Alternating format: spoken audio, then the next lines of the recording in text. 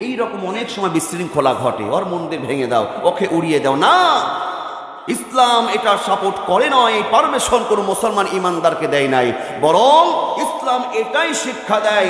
ইসলাম তো ইন্নাদ-দীনা ইনদাল্লাহিল ইসলাম, ইসলাম হলো পরিপূর্ণ একটি দ্বীনের ব্যবস্থা, শ্রেষ্ঠ দ্বীন ইসলাম। এই ইসলামের আদর্শ হলো বেধর্মীদের তাদের তুমি হত্যা করবে না, অন্যায়ভাবে তাদেরকে কতল করবে না, বরং তাদেরকে তোমরা সহযোগিতা করবে। ইমানদার মুসলমান, খাঁটি ইমানদার কখনো কারো মূর্তি ভাঙতে পারে না, কারো গির্জায় আঘাত করতে পারে না, বরং তাদের মূর্তি গির্জার পাহারাদার হিসেবে পাহারাদারের ভূমিকা পালন করবে। এই ইমানদার আর মুসলমান, এই মুসলমানের উদারতা ভালোবাসা দেখে কাফের বেঈমানরাও দলে দলে মুসলমান ইতিহাসেও হয়েছে। এখনো এই আদর্শ দেখাতে পারলে আমাদের আদর্শ দেখে ভুল পথ থেকে তারাও সঠিক পথে, আলোর পথে, জান্নাতের পরে তা আসতে পারে। কথা বলুন ঠিক কিনা? রহমানের বান্দা হবে যারা অন্যায়ভাবে, অবিচার করে অন্যায়ভাবে কাউকে হত্যা করবে না। তারা, কথাটা কার? রহমানের বান্দা হবে যারা অন্যায়ভাবে, অহেতুক, অযৌক্তিকভাবে কাউকে সে হত্যা করতে পারবে না। কোরআনুল কারীমের 25 নম্বর সূরা সূরাতুল ফুরকানের 68 নম্বর আয়াতটা একটু খুলে দেখবেন। এই কথাটা আমার না, আল্লাহ পাক তিনি আজ থেকে 1400 বছর আগে তিনি ওয়াজ করে দিয়েছেন। আজকে আমি ওয়াজ করছি, কিন্তু অনেক আগে আল্লাহ এই ওয়াজ করেছে। আল্লাহ বলছেন, ওয়ালা ইয়াকতুলুনান নাফসাল্লাতী হারামাল্লাহু ইল্লা বিল হক। বলি আল্লাহু আকবার। যারা আল্লাহর সাথে অন্য কাউকে ইলাহ হিসাবে ডাকে না, আর আল্লাহ বলছেন ওরা হলো অন্যায়ভাবে, মিথ্যাচার করে, অযৌক্তিকভাবে অন্য কাউকে হত্যা করে না। এটা একটা অনেক বড় গুণাবলী।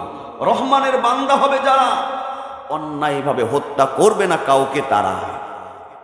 কথাটা কার? এটা কত বড় মারাত্মক ব্যাধি। আপনি বড় আলেম হতে পারেন, আপনি বড় হাজী সাহেব হতে পারেন, আপনি বড় দানবীর হতে পারেন, একবার নয়, দুইবার নয়, আপনি শত শতবার হজ করতে পারেন, আপনি বড় রাজনীতিবিদ হতে পারেন, আপনি বড় শিল্পপতি হতে পারেন, কিন্তু আপনার নেচারের মধ্যে, আপনার আমলের মধ্যে যদি এই আমলটা খারাপ, এই আমলটা থাকে যে আপনি অন্য কাউকে অন্যায়ভাবে হত্যা করলেন, অন্যায়ভাবে কেউ যদি হত্যা করে, আল্লাহর নবী বলেছেন তাকে তো জাহান্নামে দেওয়া হবে, অন্যান্য গুনাহগারগুলোকে জাহান্নামে দেওয়া হবে, কিন্তু একটা সময়ের বিনিময়ে, সময়ের ব্যবধানে তাকে জাহান্নাম থেকে বের করে জান্নাতে আবারও দেওয়া হবে। কিন্তু কেউ যদি অন্যায়ভাবে কাউকে হত্যা করা হয়, ওকে একবার জাহান্নামে দেওয়া হবে, ওই জাহান্নাম থেকে সে আর কখনো মুক্ত হতে পারবে না। বলি নাউজুবিল্লাহ।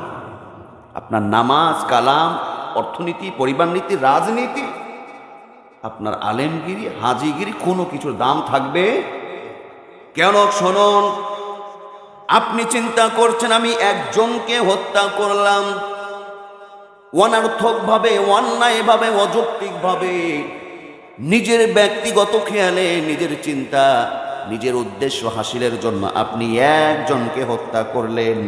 কিন্তু আমার আল্লাহ রাব্বুল আলামিন সূরা মাঈদার 5 নম্বর সূরা, সূরাতুল মাঈদার 32 নম্বর আয়াতে কি বলছেন শুনুন।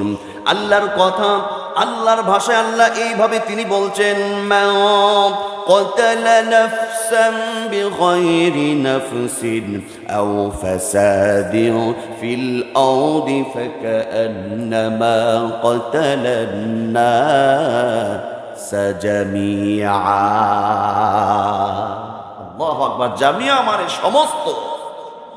আল্লাহ এখানে বলছেন, আল্লাহ তিনি বলেন কেউ যদি অযৌক্তিকভাবে, অহেতুক, অনর্থক, এমনি এমনি কেউ যদি হত্যা কাউকে করে, কেউ একজনকে হত্যা করলো না, জামিয়া, সে যেন সমস্ত জাতি, সমস্ত মানুষকে সে হত্যা করে ফেললো। বলি নাউজুবিল্লাহ। একজনকে আমি হত্যা করলাম, একজনকে আপনি হত্যা করলেন, আপনার এর প্রতিদানটা কি? এর পুরস্কারটা আপনাকে সমস্ত মানুষকে হত্যা করার পাপ আপনাকে কাঁধে নিতে হবে। বলি নাউজুবিল্লাহ। এখন শুনুন, অনেকে চিন্তা করেন হুজুর ওইসবের মধ্যে আমরা নাই, এইগুলো তো গুন্ডারা করে, এই সমস্ত কাউকে খুন করে, কাউকে হত্যা করে, ছুরির আঘাতে, অস্ত্র দিয়ে। এখন বর্তমানে অলিতে গলিতে বিভিন্ন রাস্তাঘাটে এই রকম খুনাখুনির নজির আছে না নাই? কিছুদিন আগে আমার রাজশাহীর একটা ঘটনা, আমি ছেলেটাকে দেখলাম হয়তো 12 থেকে 14 বছর, আমি ইউটিউবে ফেসবুকে দেখলাম, ছোট্ট একটা ছেলে, এর বাবা অসুস্থ, অসহায় পরিবার, বাড়িতে মা আছে, গরিব অসহায় পরিবার, বাবা অসুস্থ, কর্ম করতে পারে না। এই 12 থেকে 14 বছর হবে, এর বেশি হবে না কম হবে, তো এই 12 থেকে 14 বছর ছেলের, তার বাবা অসুস্থ হয়ে পড়েছে, মা আছে বাড়িতে, বড় ভাই নাই। এই ছেলেটাই অটো রিক্সা নিয়ে একটু খাবারের তাগিদে, একটু খাবারের জন্য, রিজিকের জন্য অটো রিক্সা চালিয়ে চালিয়ে রাস্তাতে শহরে ঘুরে আর কিছু রুজি রোজগার ব্যবস্থা করে বাবা মাকে নিয়ে সে পরিবারে জীবনযাপন করে। বলুন তো, এই ছেলেটার মতো অসহায় আর কেউ আছে? এতটুকু ছেলে লেখাপড়া করা বয়স, সেই সময় তাকে অটো রিক্সাতে বের করে দিয়েছে। কিন্তু আমাদের রাজশাহীর কিছু সোনার ছেলেরা, কিছুদিন আমি আগে দেখলাম, খুব কষ্ট লাগলো, জায়গাটা আমার মনে নেই, ভার্সিটির ওই সাইডে, এই ছেলেটাকে নিয়ে গিয়ে এর হাত মুখ বেঁধে ছেলেটাকে ধরে ড্রেনের মধ্যে ফেলেছে। 10 থেকে 12 বছরের ছেলে ড্রেনের মধ্যে ফেলেছে, ওর অটো রিক্সা কেড়ে নিয়ে চলে গেছে। এই মেহেরচণ্ডী বা ভার্সিটির আশেপাশে এই দিককার, আমার সঠিক মনে নেই, অনেকদিন আগের নিউজ আমার হঠাৎ মনে পড়ে গেল, ওর অটো রিক্সা নিয়ে চলে গেছে। পরে আমাদের প্রশাসন ভাইদেরকে জানানো হয়েছে, দেখো ওই ছেলেটা উদ্ধার হয়েছে। পরে কোনোভাবে ওই ড্রেন থেকে, বড় বড় যে ড্রেন, কাদা মাটি মেখে, ওই খিচ মেখে পরে উঠেছে কোনোভাবে, আল্লাহ পাক ওকে বাঁচিয়েছে। পরে যাই হোক, কোনোভাবে অটো রিক্সাটাও প্রশাসনের মাধ্যম দিয়ে সে আয়ত্ত করতে পেরেছে, আলহামদুলিল্লাহ। কিন্তু তখন সে ঘটনা বলে যে কিছু বখাটা ছেলে পেলে, আমাদের সোনার কিছু ছেলে পেলেরা, ওরা ওকে ধরে অটো রিক্সাটা নিবে। উদ্দেশ্যটা কি? ওর অটো রিক্সা দরকার। দেখেন, একটা জীবনের কাছে, একটা সামান্য অটোর কাছে আর একজন ব্যক্তি, একটা কিশোরের জীবনটা তার কাছে কিছুই না, ওর দরকার কিছু টাকা। হয়তো অটো রিক্সাটা পেলে 50,000, হয়তো 50,000 টাকা পাবে, 60-70,000 টাকা পাবে। ওই ছেলেটাকে, অসহায় ছেলেটাকে হাত পা বেঁধে খিচের মধ্যে ফেলে দিয়েছে, বলি নাউজুবিল্লাহ। আমার মুসলমান বাবা যারা, এদের উদ্দেশ্য হলো আমার অটো চাই, রিক্সা চাই, কিছু টাকার বিনিময় হলেও আমার এই জিনিসটা চাই। আর এটা চাওয়ার জন্য ওকে মারতে হলে, মেরে ফেলতে হলেও তাকে আমি মেরে ফেলতে চাই। এই জন্য তাকে হত্যা করার জন্য এই রকম সিদ্ধান্ত নিয়েছে। এই জন্য আমার আল্লাহ পাক কোরআনুল কারিমে সূরা মাঈদার 32 নম্বর আয়াতে তিনি সতর্ক করে দিয়েছে, খবরদার, খবরদার, অনর্থকভাবে, অন্যায়ভাবে কাউকে কেউ হত্যা করতে যাবে না। একজনকে কেউ হত্যা করলো না, যেন সমস্ত মানুষকে সে হত্যা করে জাহান্নাম ক্রয় করে নিল, বলি নাউজুবিল্লাহ। এই যে এইখানে ওয়ালা ইয়াকতুলুনান নাফসাল্লাতী হারামাল্লাহু ইল্লা বিল হক, এই ইল্লা বিল হক, এইখানে ইল্লা বিল হক অর্থাৎ ন্যায়ভাবে হত্যা করার ইসলামে বিধান আছে। ন্যায় নিষ্ঠাভাবে হত্যা করারও কিছু ফর্মুলা বা কিছু নিয়ম নীতি, কিছু আইন আছে না নাই? ইল্লা বিল হক। 68 নম্বর আয়াতটা ফুরকানে দেখবেন, এইখানে বিশ্বনবীজি এইখানে ব্যাখ্যায় তিনি করেছেন যে ইল্লা বিল হক, ন্যায়ভাবে হত্যা করা, এটা আবার কি কারণ আছে না নাই? বিশ্বনবী তিনি বলেন এই ব্যাখ্যায়, ন্যায়ভাবে হত্যা করাটা কি? আল্লাহর নবী মুহাম্মদুর রাসূলুল্লাহ সাল্লাল্লাহু আলাইহি ওয়াসাল্লাম তিনি হাদিস শরীফে বলেছেন, তিনটা বিষয় ছাড়া বাকি অন্য যে কোনো বিধানে কেউ যদি কাউকে হত্যা করে সেটা হারাম হয়ে যাবে। কি হয়ে যাবে? তবে 3টা শর্ত মেনে কাউকে হত্যা করা যাবে। এই 3টার কারণে হত্যা করতে পারে, এর বাইরে যত হত্যা রয়েছে সবগুলো হারাম করে দিয়েছেন একজন, তিনি কে? 1 নম্বর হলো, আল্লাহর নবী বলেছেন বিবাহিত হওয়ার পরে প্রতিবেশীর সঙ্গে বা অন্য কারোর সঙ্গে বিবাহিত হওয়ার পরে কেউ যখন ব্যভিচারে লিপ্ত হয়, কেউ যখন কিসে লিপ্ত হয়, ব্যভিচারে লিপ্ত হয়, তখনও আইন অনুযায়ী তাকে হত্যা করা কি আছে, এটা হালাল আছে, জায়েজ আছে। বিবাহিত তারপর ব্যভিচার করেছে, অন্যায় করেছে, আইন অনুযায়ী, শরিয়া অনুযায়ী তাকে সেই করতে পারবে। 2 নম্বর হারাম, আল্লাহর নবী বিশ্ব নবী যে বলেছেন, অন্যায়ভাবে কাউকে কেউ হত্যা করলে, কথাটা ভালো করে বুঝবেন, অন্যায়ভাবে কাউকে কেউ হত্যা করলে কিসাস নামক একটা বিধান রয়েছে। এই কিসাসের বিধান অনুযায়ী কেউ কাউকে হত্যা করলে এই হত্যার বদলে কিসাস অনুযায়ী তাকে হত্যা করাও আইন আছে, করে দিয়েছেন কে? একটা কিসাসের বিধান আছে। বিধানটা কি জানেন? কোরআনের আইন। 5 নম্বর সূরা সূরাতুল মাইদার 45 নম্বর আয়াতটা দেখবেন, এইখানে কিসাসের ব্যাখ্যা আল্লাহ পাক করেছেন। ওয়া কাতাবনা আলাইহিম ফিহা, এইখানে আল্লাহ পাক আইন করে। কিসাসটা কি? কিসাসটা হলো, আপনি আমাকে একটা চর মারবেন, চরের বিনিময়ে আপনাকেও আমি একটা চর মারতে পারবো, এই অধিকারটা আমাকে দিয়েছেন কে? আমি আপনাকে এক ঘুষি মেলে আপনার চোখ উড়িয়ে দিলাম, আল্লাহ বলছে ওরও তুমি চোখটা উড়িয়ে দাও। চোখের বিনিময়ে চোখ, নাকের বিনিময়ে নাক, দাঁতের বিনিময়ে দাঁত, জখমের বিনিময়ে জখম, জীবনের বিনিময়ে জীবন, এইটাকে কিসাস বলে। এই আইনটাও করে দিয়েছেন কে? এটা আমার কোনো কথা নেই, শুনুন, দলিল শুনুন। আল্লাহর নবী বিশ্ব নবী তিনি যে বললেন, অন্যায়ভাবে কাউকে কেউ যদি হত্যা করে, অন্যায়ভাবে কাউকে কেউ যদি হত্যা করে, যুক্তিগতর সাথে অযৌক্তিকভাবে অন্যায়ভাবে কেউ যদি কাউকে হত্যা করে, কিসাসের বিধান অনুযায়ী তাকেও সে হত্যা করার আইন এটা হালাল করে দিয়েছেন কে?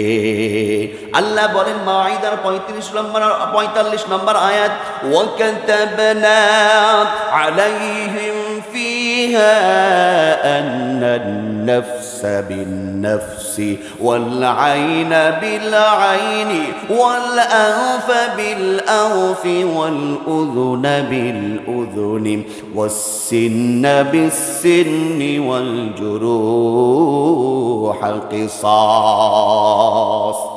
আল্লাহ বলেন, আল্লাহ ফায়সালা করে দিয়েছে। কোরআনের ফায়সালা হলো, মুফাসসিরে কেরাম, তাফসীর কারকগণ তিনারা এইখানে উল্লেখ করেছেন, আন-নাফসা বিন-নাফস, আন-নাফসা বিন-নাফস, প্রাণের বিনিময়ে প্রাণ, ওয়াল আইনা বিল আইন, চোখের বিনিময়ে চোখ। কেউ কারো প্রাণ হরণ করলে প্রাণ তুমিও হরণ করতে পারবে, আইনটা কার? চোখের বিনিময়ে চোখ, নাকের বিনিময়ে নাক, দাঁতের বিনিময়ে দাঁত। অর্থাৎ তোমাকে যেই যেমন অন্যায়ভাবে কেউ যদি আঘাত করে, আল্লাহ বলেছেন কিসাসের ফায়সালা হলো এর প্রতিদান, এই বদলাটা ঠিক অনুরূপভাবে তুমি তাকে উপহার দিতে পারবে। বলি সুবহানাল্লাহ।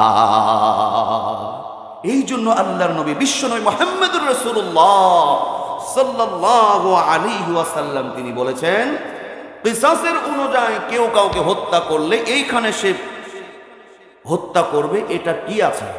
জায়েজ আছে, এটা জায়েজ আছে। কিন্তু আমাদের বর্তমান পৃথিবীতে যে হত্যাকাণ্ডটা চলছে, কতটা যুক্তিসঙ্গত চলছে অনেকে চিন্তা করেন। একটু বিবেককে নাড়ার জন্য কোরআন হাদিস তাফসীরের ব্যাখ্যাগুলো আমি আপনাদেরকে একটু, যেটা সত্য সেই মেসেজটাই আমি দিতে চাই। তার কারণ একজন ইমাম সাহেব, একজন খতিব সাহেবের কাছে এই মেম্বারটা বড়ই দামি। আমি যদি আপনাদের সামনে সঠিকটা না বলি, আপনারা বেঁচে যেতে পারেন, কিন্তু আমি দুনিয়াতে বাঁচলেও পরকালে আমি বাঁচবো? কোনো খতিব সাহেব সত্যটা যদি এখান থেকে না বলে, ওর বিপদ আছে না? নাই, বিপদ আছে। চিন্তা করছে হুজুর পরের বিপদ পরে দেখা যাবে, যা আছে কপালে দেখা যাবে সকালে, এখন কাট মেরে থাকেন তো, কথাটা বাদ দেন। আমার ভাইরা, আসলে আমরা কি জানেন, আমরা হলাম পরকালের শাস্তির চাইতে দুনিয়ার শাস্তি, দুনিয়ার পরীক্ষাটাকে আজকে বেশি বড় মনে করে ফেলেছি। বলি নাউজুবিল্লাহ। এটা কোনো মুত্তাকির বৈশিষ্ট্য হতে পারে না, মুত্তাকির বৈশিষ্ট্য হতে পারে না। আমি এই কথা কেন বললাম? অনেকে মনে করছেন হুজুর আমি তো ওই এলাকার বকাটা ছেলেদের মতন না, অন্যায়ভাবে কারো গলায় ছুরি ধরি না, অন্যায়ভাবে আমি তো কোনো অটোরিক্সা আলাকে কখনো ড্রেনে ফেলি নাই। অনেকে চিন্তা করছেন হুজুর অন্যায়ভাবে কাউকে গলা টিপা হত্যা করি নাই। হত্যা করা শুধু ছুরির আঘাত, গলা টিপে অটোরিক্সা ওই যে ফেলার, ড্রেনে ফেলার, এটাই শুধু অন্যায় করার পন্থা নয়। আমার ভাইয়েরা, একজনকে হত্যা করার জন্য বিভিন্ন রকমের সিমটম, বিভিন্ন রকমের হেকমত, বিভিন্ন রকমের আপনার কারণ থাকে কি থাকে না।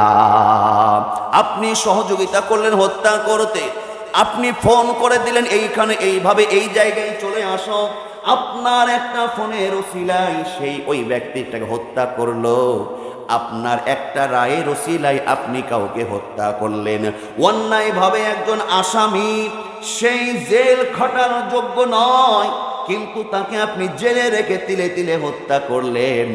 একজন ব্যক্তি, একজন ভালো মানুষ, একজন আলেম, একজন নামাজি, যার কোনো অপরাধ নাই, তাকে আপনি রিমান্ডে নিলেন, তার জীবনটাকে আপনি শেষ করে দিলেন। মনে রাখবেন, আমার কথা নয়, কোরআনের কথা। আপনি নামাজি হতে পারেন, দানবীর হতে পারেন, আপনি জান্নাত নয় জাহান্নামটাকে আপনি চিরতরে ওয়াজিব করে নিলেন। বলি নাউজুবিল্লাহ। জাহান্নামটা সে ওয়াজিব করে ফেলল। এতটুকুই যথেষ্ট, বুঝবেন। এবার আমি বলছিলাম আল্লাহর প্রিয় বান্দা, রহমানের প্রিয় বান্দার 7ম নম্বর গুণ হলো অন্যায়ভাবে কাউকে হত্যা করবে না। হত্যা করবে না। 3টা হত্যা জায়েজ, 3টা হত্যা হালাল রয়েছে। আল্লাহর নবী এবার 3 নম্বরে বলছেন কোন হত্যাটা? ইসলাম ত্যাগ করে, ইসলাম ত্যাগ করে, ইসলাম ত্যাগ করে মুরতাদ হয়ে গেল, ইসলাম ত্যাগ করে মুরতাদ হয়ে গেল, এই রকম ব্যক্তিকেও হত্যা করার বিধান করে দিয়েছেন কে? বিধান অনুযায়ী। তবে একটা খেয়াল করেন যে হুজুর তাহলে কি বেধর্মীদেরকে, আমরা তাগুতদেরকে, কাফের বেঈমানদেরকে তাহলে কি হত্যা করব? না, সেটাও হত্যা করার আইন, পারমিশন একজন দেয় নাই। তিনি কে? এই বাংলাদেশ, আপনার আমার প্রাণের মাতৃভূমি, আমার মায়ের দেশ, 56,000 বর্গ মাইলের এই 18 কোটি মানুষের দেশ, আমার প্রাণ প্রিয় বাংলাদেশ। এই বাংলাদেশে বলুন তো সংখ্যায় মুসলমান বেশি নাকি বেধর্মীরা বেশি? সংখ্যাগুরু কারা? মুসলমানরা। আর সংখ্যালঘু অন্য বেধর্মী, হিন্দু আছে, খ্রিস্টান আছে, বৌদ্ধ রয়েছে, চামার রয়েছে, আরো কেউ আছে। শোনো, মুসলমান ইমানদার আমরা বেশি, তার মানে কি এই আমাদের দেশ, আমরা মুসলমান, আমরা ইমানদার।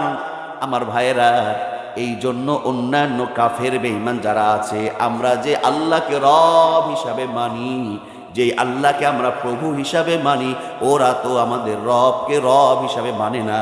অতএব আমাদের সাথে তাদের একসাথে থাকারও তাদের অধিকার নাই। আর এরকম রক্তচক্ষু নিক্ষেপণ করা, আপনি কাউকে হত্যা করা, বেধর্মীকে কতল করা, এই পারমিশনটাও ইসলাম আপনাকে দেয় না। কত চমৎকার ফায়সালা!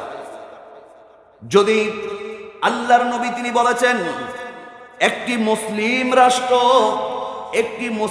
রাষ্ট্র, সেইখানে যদি কোনো বেধর্মী থাকে, শর্ত সাপেক্ষে দেশের রাষ্ট্রীয় সমস্ত আইন যদি মেনে নিয়ে, দেশের আইন শর্ত সাপেক্ষে মেনে নিয়ে, ওই দেশে সংখ্যাগুরু যারা মুসলমানদের সাথে কোনো বেধর্মী যদি জীবন যাপন করে, দেশে থাকে, রাষ্ট্রের সমস্ত আইনগুলো যদি মেনে নেয়, ওই কোনো বেধর্মীকে হত্যা করার এই এখতিয়ার, অধিকার আল্লাহ পাক আপনাকে আমাকে দেয় না।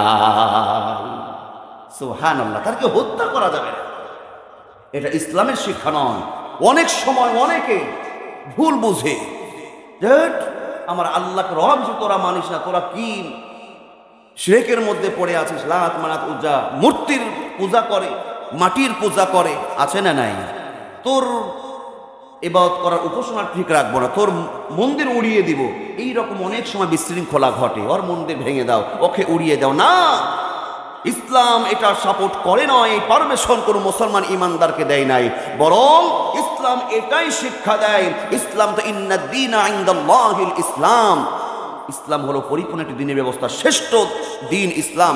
এই ইসলামের আদর্শ হলো বেধর্মীদের তাদের তুমি হত্যা করবে না, অন্যায়ভাবে তাদেরকে কতল করবে না, বরং তাদেরকে তোমরা সহযোগিতা করবে। ইমানদার মুসলমান, খাঁটি ইমানদার কখনো কারো মূর্তি ভাঙতে পারে না, কারো গির্জায় আঘাত করতে পারে না, বরং তাদের মূর্তি গির্জার পাহারাদার হিসেবে পাহারাদারের ভূমিকা পালন করবে। এই ইমানদার আর মুসলমান, এই মুসলমানের উদারতা ভালোবাসা দেখে কাফের বেঈমানরাও দলে দলে মুসলমান ইতিহাসেও হয়েছে। এখনো এই আদর্শ দেখাতে পারলে, আমাদের আদর্শ দেখে ভুল পথ থেকে তারাও সঠিক পথে, আলোর পথে, জান্নাতের পরে তা আসতে পারে। কথা বলুন ঠিক কিনা?